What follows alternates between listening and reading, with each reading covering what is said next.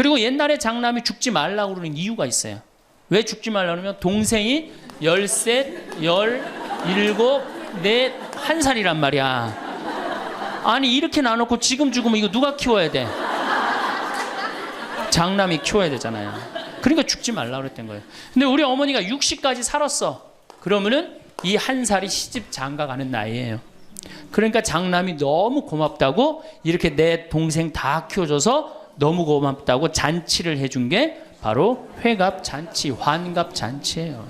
그러니까 옛날에는 환갑이 굉장히 의미가 있었어. 근데 요즘은 환갑을 차려줬는데도 이게 안 죽네.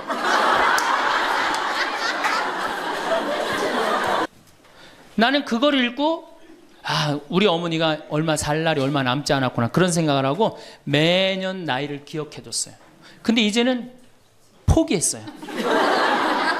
헷갈려요. 몇 살을 사시는지.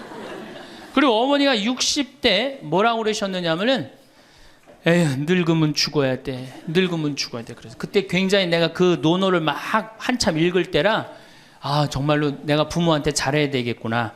본수원 갈비집에 가고 갈비 한 번 더 사드리고 전화 한 번 더 드리고 했어요. 근데 이제 요즘은 이제 그 얘기 들으면 막 화가 나요. 그 얘기 한 지 벌써 16년이 지났어요. 죽을 기미가 안 보여요. 그래서 제가 2년 전에 어머니한테 가서 그랬어요. 어머니 자식들 앞에서 이제 늙으면 죽는다는 소리 하지 말아라. 자식들 사기치는 것도 아니고 이게 뭐냐. 그런데 설날 집에를 갔는데 어머니가 이게 자식들이 거실에 꽉 찼는데 무슨 속상한 얘기를 하는데 늙으면 죽 그러다 저하고 눈이 딱 마주쳤어요. 우리는 살다 보면 다양하고 많은 일들을 겪게 됩니다. 나이 들수록 점점 웃음을 잃어가고 웃을 일도 많이 줄어드는 것 같습니다. 자식을 위해, 가족을 위해 열심히 살아왔지만 이제는 점점 삶의 방향을 잃어가는 것 같습니다. 여러분들을 위해 황창현 신부님의 즐겁고 유쾌한 강연으로 인생을 지혜롭게 살아갈 수 있도록 도움이 되는 시간이 되었으면 합니다. 늘 새로운 영상을 바로바로 볼 수 있도록 구독 꼭 눌러주시고 바로 시작하겠습니다. 그런데 문제는 이렇게 여자들이 살기 좋은 세상이 됐어요. 이렇게 살기 좋은 세상이 됐는데 참 불행하게도 대한민국에서는 여자들이 이 사회를 주도해 나가는 주도 세력이 못 됩니다. 왜냐하면 16대 때 우리나라 여성 국회의원이 16명이었어. 300명 중에 5.4%, 17대 때는 39명, 300명 중에 그러니까 12%, 13%예요. 그런데 여러분들 정말로 잘 산다는 스웨덴은 국회의원이 42.7%, 덴마크는 29.8%, 30%예요. 그러니까 여성들이 사회에 진출해서 그 사회를 변화시키려고 굉장히 노력을 해요. 근데 우리나라 여성들은 사회가 뒤집어지든 엎어지든 지금 바로 여러분들 세대, 지금 30대, 40대, 50대 요 세대들은 관심이 없어요. 엎어지든 뒤집어지든. 지금 여러분들 우리나라 4급 공무원 100명 중에 여자 공무원이 몇 명인 줄 아세요? 딱 5명이에요. 그러니까 미국의 대사분이 우리나라에 이제 있다가 이제 미국에 가면서 한 신문의 칼럼에 글을 쓰고 갔어요. 대한민국 이상하다. 이렇게 여자들이 대학까지 나오는, 이렇게 많이 나오는 나라도 없다. 그런데 대학까지 나온 이 고급 인력이 시집만 가면 다 자기를 관둔다. 참 이상하다. 그래서 한국이 발전을 못하는 거예요. 그 인력이 어떻게 그대로 다 계속 사회를 위해서 노력을 해야 되거든요. 우리가 $10,000에서 $20,000로 넘어갈 때 여성의 사회 참여율이 모든 국가를 통계를 빼보니까 9% 정도 증가했대요. 여성들이 사회에 나가는 게. 우리나라는 1.6%. 사회 안 나가는 거예요. 왜 안 나가요? 두 가지 때문에 안 나갑니다. 이 두 가지, 이 병을 고치지 않는 한 우리나라는 선진국으로 가기도 힘들고 대한민국 정말 행복한 나라로 가기도 힘들어요. 첫 번째 뭐냐? 자식 교육. 여기에 미쳐 있어요. 요즘 내가 이렇게 방송을 보면은 정말로 정신없구나 이런 생각이 들어요. 두 번째로는 텔레비전. 이게 또 방송으로 나가겠지만 이 텔레비전님에 미쳐 있어요. 텔레비전. 이 두 가지 여자들이 완전히 미쳐서 사회의 건강한 세력이 되지 못하는 거예요. 그럼 자식 교육을 가만히 보면은 한번 보세요. 내가 이제 딱 아기를 가졌어. 임신을 했어. 요즘 젊은 엄마들이 임신을 딱 하면은 얼마나 이뻐요. 지금 이제 해도 나고 이제 조금 있으면 더 멋있어질 것 같은데 강도 예쁘고 산도 예쁘고 꽃도 예쁘고 하늘도 예쁘잖아요. 그럼 내가 세상에 태어나갖고 정말 이렇게 행복하게 살았으면 좋겠다 이런 생각하는 엄마들 거의 없어요. 임신을 하는 순간 내 뱃속에 서울대학 C가 들어왔다고 생각을 해요. 이게 얼마나 불행해요. 그래갖고 뱃속에 있는 애한테 글자를 가르칩니다. 도화지를 이렇게 오려서 대한민국, 대통령, 뭐 변호사 뭐 이런 거. 그 다음에 이제 요즘 또 2개 국어를 알아듣는다고 How are you today, my baby? It's raining. 비 온다 이거죠 오늘. 사실 여러분들 태아는 뱃속에 있으면서 10달 동안 잔다고 그래요. 그 애한테 그래서 그걸 뭐라 그래? 태교라고 그러잖아. 교육을 시키는 거 뱃속에 있을 때부터 얼마나 불행합니까? 뱃속에 있을 때부터 교육을 받으니. 그러니까 엄마의 태를 열고 세상에 나왔어. 그래갖고 3번에 이제 아파트촌이죠. 아파트를 통해서 수리산을 너무너무 보고 싶어 애가. 구름도 보고 싶고 눈도 보고 싶고. 근데 이 잔인한 엄마들이 아무 생각 없는 엄마들이 아파트 베란다 창문에 한쪽에는 가나다라마바 차타카타를 붙여놓고 한쪽에는 A, B, C, D, E, F, G를 붙여. 수리산을 보고 싶어도 보여요 안 보여요? 글자에 가려서 안 보이는 거예요. 내가 누워서 모빌이 돌아가는데 기억 니은 디귿 리을이 막 돌아가요. 모빌이 겨다닐만 하면은 엄마들이 텔레비에는 텔레비전이라고 써놓고 냉장고에는 냉장고라고 써놓고 의자에는 의자라고 써놓고. 그러니까 애들이 겨다닐 때마다 글자가 없는 데가 없어요. 그러니까 요즘 애들이 몇 살이면 한글 띱니까? 5살이면 4살 띄어요? 5살이면 한글 띄어요. 여기 계신 분 중에 초등학교 들어가기 전에 한글 띄신 분들 계세요? 없을걸요? 저는 초등학교 1학년 내내 받아쓰기 빵점이었어요. 기억나요? 1년 내내 빵점이었어요. 글자가 뭔 줄 알고 학교를 들어가요. 맨 뛰어놀다가 어머니가 어느 날 갑자기 여기다 수건 딱 달아주니까 이게 학교 가는 건가 보다 하고 학교 갔죠. 2학년 때 전 한글 띄었어요. 근데 내가 5살에 한글을 띈다. 흥분됩니까? 안 됩니까? 드디어 우리 집에 천재 태어났다. 저한테 데리고 옵니다. 신부님 우리 애가 천재인가 봐요. 왜요? 텔레비에 나오는 글자 모르는 글자가 없어요. 5살밖에 안 됐는데 축복기도 좀 해주세요. 안수기도 해달라는 거죠. 그럼 내가 걔 머리에 손을 얹고 뭐라고 그러냐?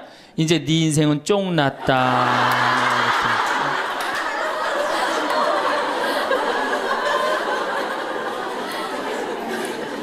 왜?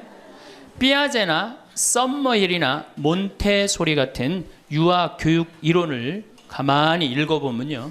3살, 4살, 5살 때 뇌의 75%가 형성된대요. 이때 고정적인 개념을 가르치지 말라고 그래요. 근데 이 글자를 가르치면 글자는 잘 알지만 뭐를 몰라.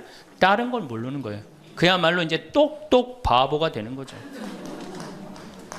저한테 이렇게 말하는 엄마들이 참 많아요. 신부님, 우리 애가 머리는 똑똑한데 노력은 안 한다고. 어림도 없는 소리예요. 왜? 얘는 이제 머리가 완전히 막혀 있는 거예요. 이때 어떻게 해야 돼? 저는 어렸을 때 이때 어떻게 자랐느냐면은 스레트에 막 겨다니다가 떨어져. 그 끓는 물에도 떨어져 봤어요. 아, 이게 끓는 물에 떨어지면 디는구나.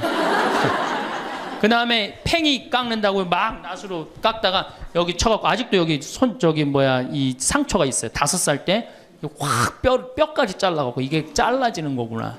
이러면서 애가 뭐를 이해해? 세상을 이해한단 말이야. 이 세상 돌아가는 이치를 깨닫는단 말이야. 그때 돌아가면서. 근데 책상 앞에서 글자만 배운 애는 다른 경험이 전혀 없는 거예요. 그래서 나는 초등학교 때 이렇게 성당에 이렇게 오는 엄마들, 내가 이제 다음 주에도 이제 유치원에 가서 강의를 하는데 엄마들이 그렇게 하는 엄마들이 참 많아. 너 바보야? 왜 이거하고 연결할 줄을 몰라? 이렇게 이해가 안 돼? 그렇게 막 화내는 엄마들 되게 많아요.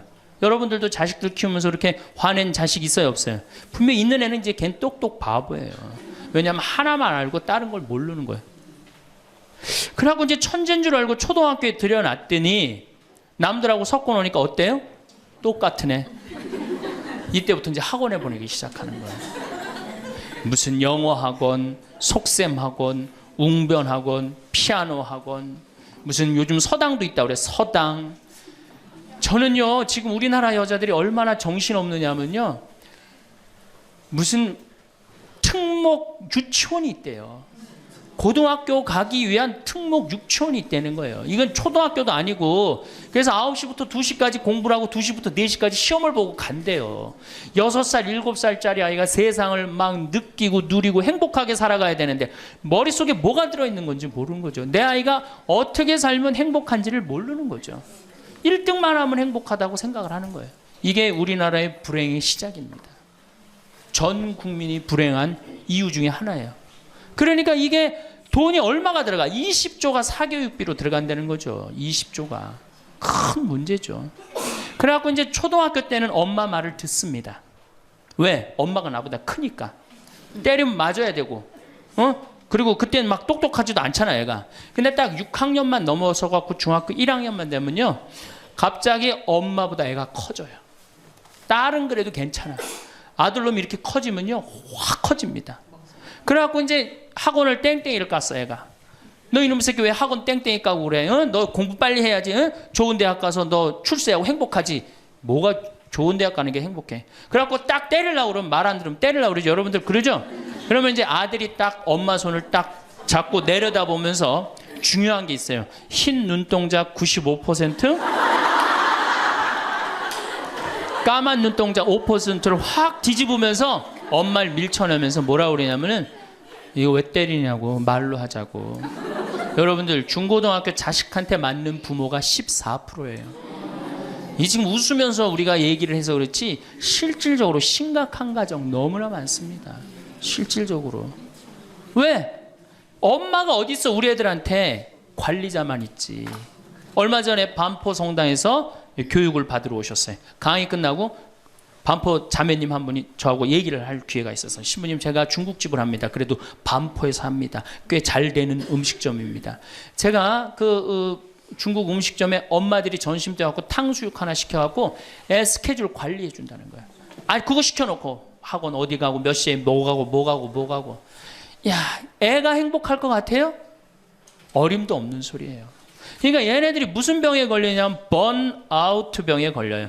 하느님이 인간으로 태어났으면 10살 때 쓸 거 20살 때, 30살 때, 40살 때, 50살 때 쓸 에너지를 줬는데 이거를 유치원부터 초등학교 때까지 다 태워 없앤 거예요. 그러니까 중학교만 올라가면 애가 에너지가 하나도 없어. 텅 비었어. 그래갖고 무슨 병에 걸리냐면 귀찮아 병에 걸려. 뭐 좀 하자 그러면 뭐라 그래? 엄마 귀찮아. 좀 놔도. 아무것도 하기 싫은 거예요. 그렇게 시달렸으니, 아니 초등학교 때는 4시간, 8살짜리가 4시간 공부하면 많이 한 거 아니에요? 공부? 근데 요즘 애들이 어떻게 해요? 밤 10시까지 학원을 다녀요. 그래서 한 애가 자살을 했잖아요. 근데 유서를 썼는데 뭐라고 써놓고, 아버지는 8시에 들어오는데 왜 내가 10시에 들어와야 되느냐. 4학년 애가 초등학교. 이렇게 인생이 힘든 거라면 죽겠다. 그리고 뛰어내려서 죽었어요. 이거 누가 만드는 거예요?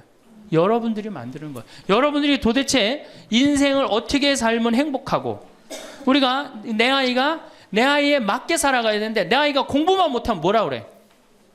너 커서 뭐가 될래? 어?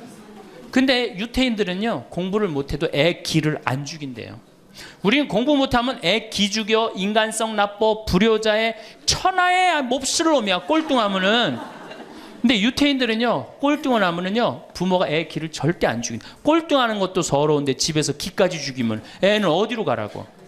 그러니까 너 꼴뚱해도 괜찮아. 커서 돈만 많이 벌어.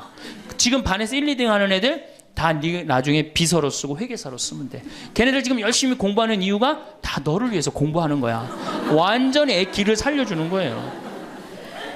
그러니까 스티븐 스필버그가 나오는 거예요. 여러분들, 스티븐 스필버그가 고등학교 2학년 때 학교 적응을 못해서 학교를 관둡니다. 그리고 지지나 반에 편성돼요. 지지나 반에. 그런데 엄마가 어떻게 했느냐? 우리 아들은 영화를 좋아하니까, 우리 아들은 상상력이 좋으니까 훌륭할 거야. 끊임없이 아이의 기를 살려줘요. 이 사람이 어떻게 됐어요? 세계 최고의 감독이 된 거예요. 그 상상력 하나만 가지고 엄마가 만약에 공부 꼴 지지나반, 이 지지나반에 들어간 이 지질이 복도 없는 건 내가 팔자도 없지, 이랬다면 스티븐 스필버거가 나오지 않았을 거예요. 근데 우리나라는 꼴등하면 인간성 나쁘고 불효자고 부모님 마음 이해 못하고, 사실은 꼴등하는 애들이요, 여러분들 성격 좋은 애들이 꼴등하는 거예요. 이 유한 애들이 독한 놈들이 1등하는 거예요. 여러분들 자식들 중에 1등하는 애들이 있으면 독한 애들이에요. 그거 좋아할 거 하나도 없어요. 자, 이제 우리가 자녀들, 이제 엄마들이 무슨 생각을 하냐면, 내가 내 아이를 정말로 행복하게 키운다는 생각, 아니면 차라리 신앙으로도 키워야 되는데, 이게 대학에 미쳐 있기 때문에 중학교 3학년, 고등학교 3학년 때 미사를 안 나가면은 은근히 눈을 감아줘요.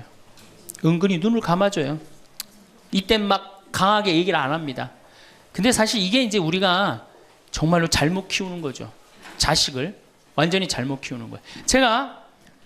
우리가 우리 자식들을 질서를 알게 키우든가, 아니면 예의를 알게 키우든가, 아니면 사랑을 알게 키우든가, 봉사를 알게 키워야 되는데, 너 편안하고 너 1등만 하면 최고야. 네가 1등만 하면 모든 게 다 용서돼. 그런 거예요. 우리가 얼마나 자식을 잘못 키우느냐 하면, 제가 이제 20년 전이에요. 신학교 졸업하고 내 동창 신학생하고 제주도 여행을 가기로 했어요. 근데 내가 이제 혼자 이제 돈이 없어갖고 이제 나하고 같이 가서 김해, 부산에 가서 비행기를 탔어요. 24년 만에 처음으로 비행기를 탄 거예요. 참 굉장히 설레고 막 기대되더라고. 그래서 창가에 앉으면 막 밑에 막 내려다 보이는 거, 막 꽃피는 팔도강산의 마지막 해가 그 장면이었어요. 비행기 타고 막 아래 내려다 보는 거. 그래서 나도 그걸 꿈꾸면서 나 비행기를 탔어요. 근데 마침 주님께서 날 도와주셔갖고 제가 창가에 딱 앉았어요. 그럼 내 옆에 내 신학생이 옆에 앉고, 그래갖고 뭐 폼을 있는 대로 막 바깥에 내다보고 막 난리를 치는데, 저쪽에서 이제 젊은 엄마가 한 5살짜리 아이의 손을 잡고 또박또박 걸었는데 왠지 불안하더라고. 그러니 아니나 달라 바로 내 옆자리, 내 좌석 옆자리에 딱 앉는 거예요. 근데 이 5살짜리 놈이 엄마한테 졸르기 시작하는 거야. 엄마, 나 창가에 앉고 싶다는 거예요. 그런데 이 엄마가 안 돼, 여긴 네 자리고 저긴 저 형 자리이기 때문에 너는 여기 앉아서 가야 돼, 이렇게 말하면 얼마나 좋겠어요. 내 쪽 확 돌아서더니, 학생, 우리 아들이 처음 비행기를 타는데 창가에 앉고 싶으니까 자리 좀 양보해 달라는 거예요. 여러분들 5년 만에 처음 탄 놈이랑 24년 만에 처음 탄 놈이랑 어느 놈이 더 애절할 것 같아요? 이건 24년 만에 탄 놈이 훨씬 애절해요. 그런데 제가 나도 처음 탔기 때문에 자리를 못 양보하겠다 이렇게 말할 수가 없더라고. 그래서 제가 자리를 양보했어요. 근데 이놈이 비행기가 뜨자마자부터 자는 거예요. 내가 내리는 동안 내내 째려보면서 결심한 게 있어요. 내가 죽을 때까지 저놈 얘기를 하리라. 그래서 지금 하는 거예요. 지금 20년째 지금 하고 있어요. 근데 내가 이제 배를 타고 목포로 와서 이제 기차를 타고 올라오는데, 목포에서 조금 광주쯤 지났을 거예요. 어떤 아이가 초등학교 한 4학년쯤 되는 애가 막 땀을 막 삐질삐질 흘리면서 배를 움켜쥐더라고요. 너 왜 그러냐니까 배가 너무 아프대. 나는 이제 좌석이 있고 그 안에 서서 있는데, 비행기 자리도 내준 놈이 기차 자리 하나 못 내주겠어요? 너 여기 와서 앉아라. 나 괜찮으니까. 그래갖고 얘가 이제 내 자리에 앉아서 30분을 가는데, 그 엄마가 한참 보더니 일으키더라고요. 너 일어나라고. 그 학생한테 자리를 내주라고. 나 괜찮다고. 근데 그 엄마 말이 아직도 기억에 나요. 내 아이가 난 질서를 아는 아이로 자랐으면 좋겠다. 아프다고 이렇게 다 하면은 나중에 커서 얘가 뭘 알겠냐. 자기 편안한 대로 살 거 아니냐. 그러니까 나를 도와달라고 그 엄마가 그러더라고요. 이제 시간이 지나서 나는 그렇게, 지금 그 비행기에서 내 자리 뺏은 놈은 지금도 엄마 속을 썩일 거고, 그 기차 자리에서 일어난 아이는 지금 엄마의 영광이 됐을 거예요. 근데 우리가 자식을 키울 때 어떤 기준으로 키우느냐, 이 굉장히 중요합니다. 어쨌든 신부님은 결혼을 안 해갖고 자식의 소중함을 몰라서 그런 답답한 소리를 합니다. 그래갖고 이제 어떻게, 내 아이가 이제 서울대학을 갈 줄 알았더니 지방 무슨 제3대학을 졸업을 했어. 네. 졸업을 해갖고 취직을 했어. 그럼 부모 역할 다 한 거야, 안 해요? 부모 역할 다 한 거예요. 역사적으로 자식이 농사를 지을 줄 알았으면 부모 역할 다 했어요. 공자님 시대 평균 연령이 몇 세였냐면 38세였어요. 16에 시집을 가고 32, 33 때면 내 아이가 16이 됐을 때 부모가 기다려줬어요? 안 기다려줬어요? 안 기다려줬어요. 죽었어요. 그러니까 옛날에는 자식이 부모한테 애절합니까? 안 애절합니까? 애절해요. 죽지 말라고. 그러니까 옛날에는 장남이 어머니 아버지 돌아가시면 어떻게 해? 손가락 깨물어서 단지해드렸어요. 입에다 피 넣어드렸어요. 그건 어느 장남이나 부모가 30대 돌아가면 다 합니다. 그리고 허벅지 잘라갖고 고기 먹고 싶다면 자기가 직접 해주고, 그게 뭐 상상이 안 가는 일이지만 옛날에는 그게 가능했어요. 왜? 이렇게 날 키우고 지금 죽으면 어떻게 하느냐. 그리고 옛날에 장남이 죽지 말라고 그러는 이유가 있어요. 왜 죽지 말라고 하면 동생이 13, 17, 4, 1살이란 말이야. 아니 이렇게 나눠놓고 지금 죽으면 이거 누가 키워야 돼? 장남이 키워야 되잖아요. 그러니까 죽지 말라고 그랬던 거예요. 근데 우리 어머니가 60까지 살았어. 그러면은 이 1살이 시집 장가 가는 나이예요. 그러니까 장남이 너무 고맙다고 이렇게 내 동생 다 키워줘서 너무 고맙다고 잔치를 해준 게 바로 회갑 잔치, 환갑 잔치예요. 그러니까 옛날에는 환갑이 굉장히 의미가 있었어. 근데 요즘은 환갑을 차려줬는데도 이게 안 죽네.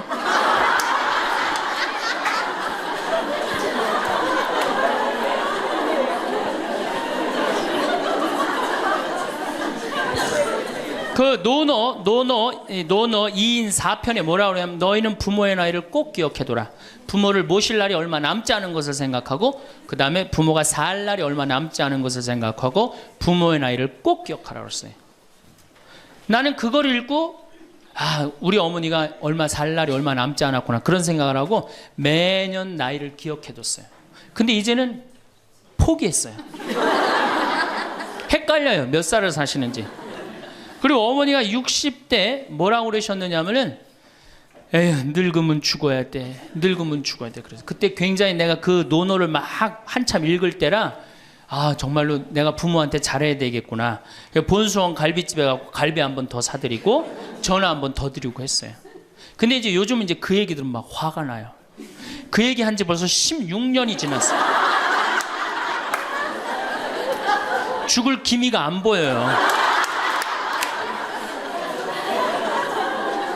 그래서 제가 2년 전에 어머니한테 가서 그랬어요. 어머니 자식들 앞에서 이제 늙으면 죽는다는 소리 하지 말아라. 자식들 사기치는 것도 아니고 이게 뭐냐. 그런데 설날 집에를 갔는데 어머니가 이게 자식들이 거실에 꽉 찼는데 무슨 속상한 얘기를 하는데 늙으면 죽 그러다가 저하고 눈이 딱 마주쳤어요. 늙으면 죽 그러시다 마시더라고요. 이제 늙어도 안 죽어요. 여러분들 평균 연령이 지금 83세입니다. 그러니까 대부분이 90까지 살아요. 재수 없으면 100살까지 살아요. 여러분들은 몇 년을 사냐면 120년을 삽니다. 그럼 몇 년 남은 거예요? 여러분들 자식들한테, 공부 못하는 자식한테 너 늙어 커서 뭐가 될래? 이거 말하는 정신이 있으면은 난 늙어서 뭐가 될까? 이거 먼저 걱정하셔야 돼요. 여러분들 앞으로도 50년, 60년 남아있어요. 근데 이렇게 오래 살 줄 모르고 있는 돈 없는 돈 누구한테 다 쏟아붓어? 자식한테 다 쏟아붓어. 있는 돈 없는 돈. 그리고 맨 손가락 빨면서 50년을 산다. 이건 축복이 아니라 저주예요. 저주. 정말로 생각 잘 하셔야 돼요. 우리나라 여성들 지금 자식한테 지금 학원비 1년에 20조 쏟아 넣을 일이 아니에요. 늙어서 죽지 않으면 결국은 누구하고 힘들어져요? 자식하고 힘들어질 거 아니야. 돈은 한 푼 없지. 자식은 그래도 공부시켰다고 쳐다는 보는데 죽지도 않고 계속, 그것도 1, 2년도 아니고 40년, 50년 이렇게 보고 있으면 어때요, 여러분들? 이 생각하면 딱 쉬워요. 여러분들 주위에 40살 먹은 아들이 장가도 안 가고 빈둥빈둥 엄마 주위에서 이렇게 붙어서 살아. 40살 된 딸이 시집도 안 가고 엄마 아빠 옆에서 붙어서 살아. 그 딸 이뻐요, 미워요? 밉죠? 반대로 뒤집어서 생각해 봅시다. 우리 엄마가 90이 됐는데 죽지도 않고 빈둥빈둥 나한테 매달려서 살아. 그럼 그 자식 이쁠 것 같아요? 부모가 이쁠 것 같아요? 안 이쁠 것 같아요? 미워요. 이건 어쩔 수 없어요. 특히 아들이 모시는 게 아니잖아요. 며느리한테 얹혀 살면 더 힘든 거예요. 이 우리 현실의 현실. 계산상 안 맞아. 계산상 20년 키웠으면 20년어치만 받아 먹어야 될 거 아니야. 안 그래요? 20년 키웠으면 20년어치만 받아 먹으면 되잖아. 근데 이건 20년 키우고 지금 50년 뭐 60년 이렇게 받아 먹게 생겼어요. 내가 고등학교 3학년 때까지 어머니 아버지가 저를 키워줬어요. 고등학교 3학년 때까지 참 고맙더라고요. 신부가 돼서 그런 생각이 했어요. 그래도 옛날에는 뭐 신부가 집안 떠난다 그러지만 지금은 뭐 집안하고 신부하고 연관이 많아요. 그래서 내가 그래도 어머니 아버지가 나를 20년 키워줬으니까 내가 20년은 갚으리라. 20년 얻어먹었으니까 20년은 갚으리라. 그런 생각을 했어요. 참 기특한 생각을 했죠. 우리 내 첫 활동비가 46만 원이었어요. 어머니 2만 5천 원, 아버지 2만 5천 원. 용돈을 드리기 시작했어요. 한 다달이. 지금 17년째 한 달도 안 빠지고 용돈을 드려요. 지금은 좀 많이 드리죠. 뭐 강의 다니고 그러니까 조금 제가 강사료 있으면 한 달에 뭐 5번, 6번 강의를 나가니까 그 강사료 중에 하나만 나눠줘도 용돈 많이 드리는 거예요. 17년 드려요. 한 달도 안 빠지고. 제가 생각해도 제가 기특해요. 이제 3년만 하면 끝나는 거 이제.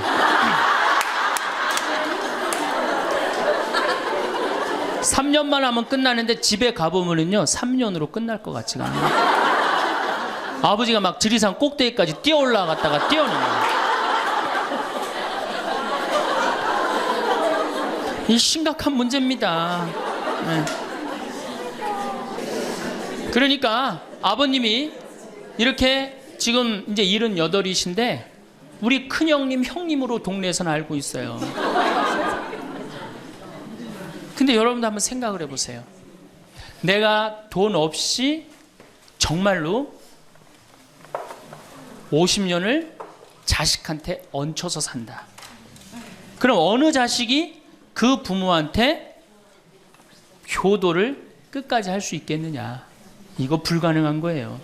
여러분들 지금 내가 자식 잘 키우면 호강할 거라고 생각하죠? 어린 반푼어치도 없는 소리예요. 잘 키워놓은 자식은 나라의 자식 됩니다. 돈 많은 자식은 얼굴 구경하기 힘들어요. 예. 돈 있어갖고 이민을 가면 자식하고 어떤 관계 된다고 그래요? 요즘 그 유명하죠? 해외 동포 된대잖아요. 아들하고 나하고 해외 동포 된다고 그러잖아요. 근데 이제 여러분들만 이제 안 죽는 게 문제가 아니에요. 우리 신부들도 안 죽네.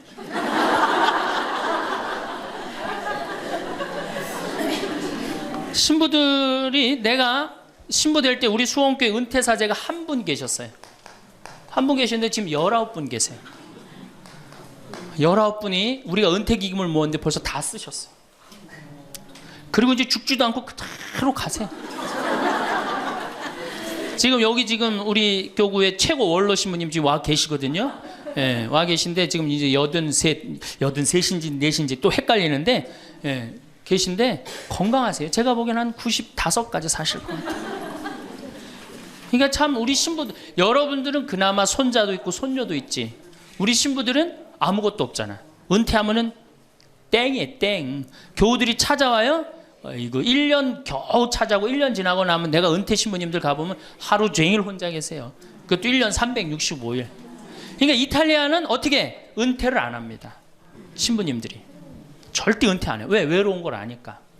이게 실제로 있었던 일인데 93살 먹은 할아버지 신부님이 은퇴를 안 하는 거예요. 그러니까 여러분들 시어머니 93살 되면 제정신이에요? 제정신 아니에요? 아니 93살 먹은 신부님이 아니 93살이 정신이 오락가락 하는 거예요. 그러니까 이게 이 신부님이 혼배 때 이제 장례 강론하고 장례 때 혼배 강론하고 막 이러는 거예요. 주교님이 머리가 아픈 거예요. 그래서 하루는 주교님이 찾아가서 신부님한테 신부님 이렇게 은퇴하라고 그래도 은퇴도 안 하시고 이렇게 맨날 이렇게 헷갈려 하시고 하니 내가 보자 하나 보내줄 테니 그 보자 받아갖고 어려운 건 보자를 시켜라. 그래서 신부님 너무 기분이 좋대. 보자가 딱 온다 그러니까. 보자가 왔는데 70살짜리를 보내는 거예요. 70살짜리를 보내는 거예요.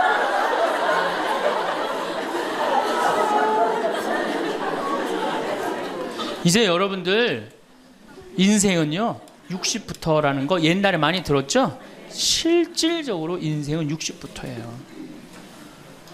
우리 이런 노래 알죠? 노세 노세 젊어 노세 늙어지면 못 노나니, 이런 노래 있죠. 이게 100년 전에 우리 조선시대의 평균 연령이 46세였어요. 이때는 늙어서 놀 수가 없었어. 왜? 젊어서 다 죽었으니까.